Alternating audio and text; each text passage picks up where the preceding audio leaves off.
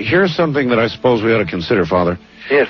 Dear Art, I am writing in advance of Malachi Martin's scheduled appearance on Tuesday morning to convey some ideas to you on the subject of foreboding, to relate these ideas to statements that Father Martin made during his last appearance on your program, and to ask that you consider raising them with him as they pertain to his experience at some point during the upcoming Tuesday morning appearance. I think in cases when people have a dark sense of foreboding, that something terrible is going to happen to the earth or society as a whole, it's often because they are projecting scenarios occurring within their own psyches and personal lives out onto that world, seeing them unfold out there where they truly are not, rather than within the realm of their own personal lives where they are actually occurring.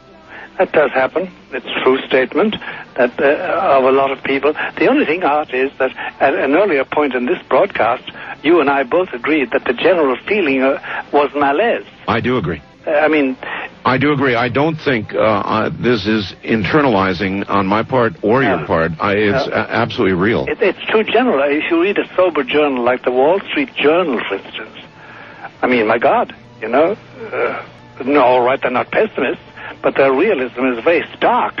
Very stark, yes. Very stark. Or take the normal big newspapers and the magazines. There are some Pollyannish people, everything is the best for, and we have them in the Catholic Church too. I take that criticism very, very well. We do incline to project things, but in this case it's so confirmed by millions of others that I do not feel it's subjective on my part. The last time, this is sort of a totally off the track question, but the last time the Pope was traveling, there was rather extensive coverage of it on CNN, and they had you as sort of an advisor, I guess. A commentator and advisor, that's right. And every time that they would start to go to you, CNN would break away. Yes, they would. It's very funny. We all noticed that. You noticed that, too. Oh, yes, we did. It drove me out of my mind. I know, but the message I had to give was something that didn't sit well with the powers that be. Oh, really? It obviously didn't, because I was interrupted. But I got the point across, all right. I see. I'll be darned. First-time caller line, you're on the air with Father Malachi Martin. Where are you, please? Hi, I am in Colorado. Colorado, okay. Ma'am? Hi. First of all, I just want to say, Father Martin, you are very much a man with the Spirit of God in you. I just cannot believe this is the first time I've ever heard you. And it's just wonderful listening to you. Thank you, ma'am, very much.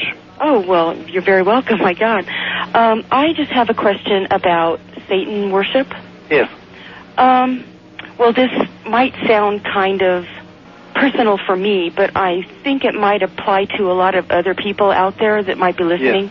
Yes. About 6 years ago, my sister and I started having memories of things that had happened to us when we were small children. Mm-hmm. We remembered going out in the desert. My parents took us there. Yes. And it was out in the Mojave. And there was like a ceremony with this leader. And I don't remember too much because I don't let myself remember. But what age were you? I was 8, so she was probably 6. Was there the use of fire? Yeah. Mm-hmm. Now that you bring it up. And what? Now that you bring it up, yeah. Yes. And was there any use of bones? Oh, I don't remember that, no. But we both remembered specific details exactly, Both of us remember the same thing. Remember a baby being killed. Yeah. And a woman upholding the baby. Yeah. And that was was Satanists. There's no doubt about that. Usually, what they do is they either ate or pardon my language, it's repulsive to our minds.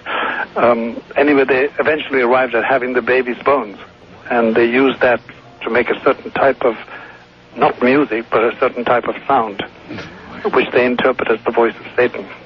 But it's always dead baby's bones. Oh my! That was Satanism. Are you a Christian? Yeah, very much.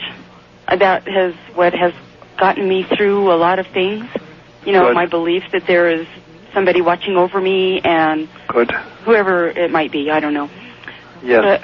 But Did you ever consider Catholicism? Well, my ex-husband was a Catholic, and I used to go to masses with him. Yes. But that got a little bit hard for me. Was it the new Mass or the old Mass?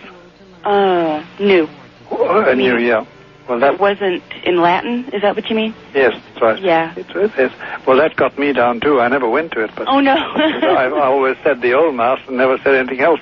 But the new Mass would get me down anyway. But yeah.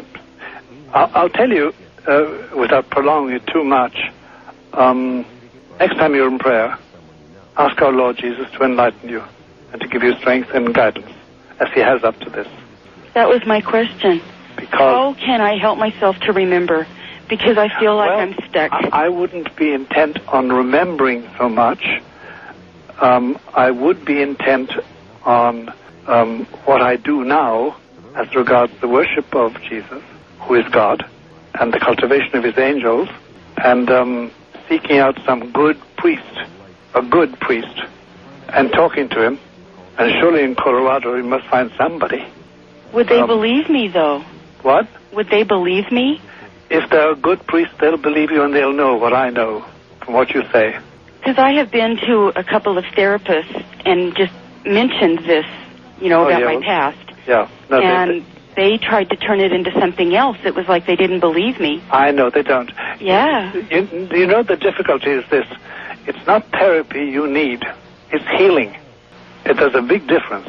Therapy consists of a mixture of conversation and logic and pharmacology. Mm-hmm.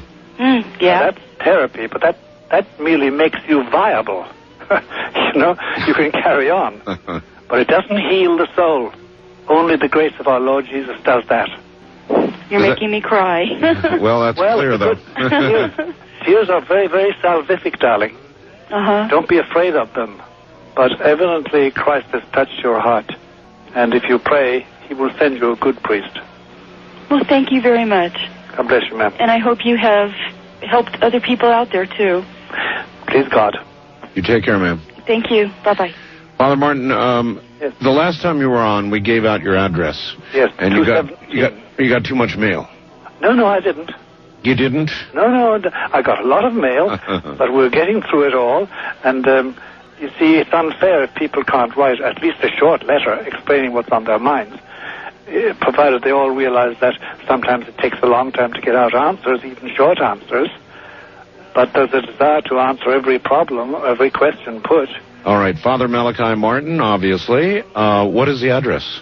217 East 66th Street, New York, 10021. Okay, let me see if I've got that straight. Father Malachi Martin, 217 East 66th Street, New York, 10021. That's right.